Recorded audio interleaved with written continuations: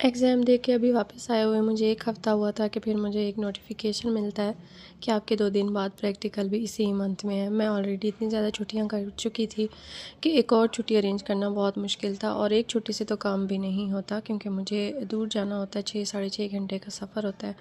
لیکن پھر بھی جانا تو تھا ہی، ورنہ پھر ہماری سپلی آ جاتی، پیپر دینے کا بھی کوئی فائدہ نہیں تھا۔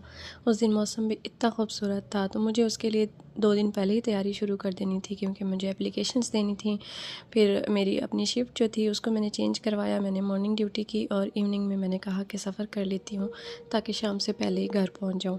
تو بس یہ تھا، موسم بہت خوبصورت تھا اور مجھے بہت اچھا لگتا ہے ایسی چھوٹی چھوٹی ویڈیوز کیپچر کرنا۔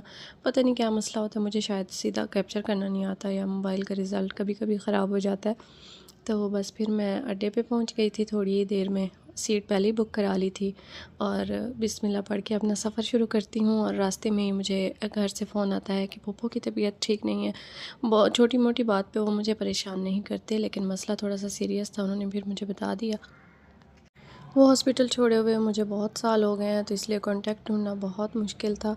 تو میں نے کوشش کی کہ رابطہ ہو جائے، تو 2 3 کانٹیکٹس سے مجھے پتہ چل گیا ان کی کنڈیشن کیا تھی، تو مجھے آئیڈیا ہو گیا تھا کہ حالت اتنی اچھی نہیں ہے۔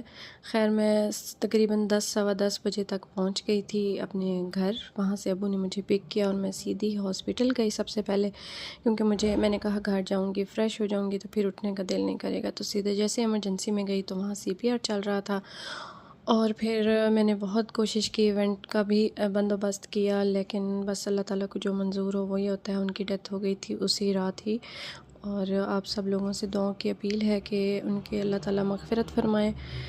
بس پھر میں اگلے دن میرا پریکٹیکل تھا، اور میں نے جلدی ان سے بھی ریکویسٹ کی کہ پلیز میرا پیپر پہلے لے لیں، کیونکہ ہمارے گاؤں میں ان کی جو نماز جنازہ ہونی تھی، تو وہاں چلی گئی، اور وہاں پہ پھر بس جو بھی ہوتا ہے آپ سب لوگ جانتے ہیں ظاہر ہے، تو درود شروط پڑھا، اور پھر یہ ان کی گلخانی کا کچھ سامان جو دکھایا ہے میں نے، اور 2 دن میں وہاں پہ رکی۔ گلخانی کے بعد پھر میں واپس آ گئی تھی، اور واپس آنے کے کچھ شارٹس دکھائے ہیں آپ لوگوں کو۔ آپ لوگ دعاؤں میں یاد رکھیے، بس یہ دنیا تو فانی ہے، ظاہر ہے ہم سب نے چھوڑ کے جانا ہے ایک نہ ایک دن۔ اللہ تعالیٰ ایمان پہ خاتمہ کرے ہر انسان کا اور ہم سب کا بھی۔ تھینک یو سو مچ، دعاؤں میں یاد رکھیے گا۔ اللہ حافظ۔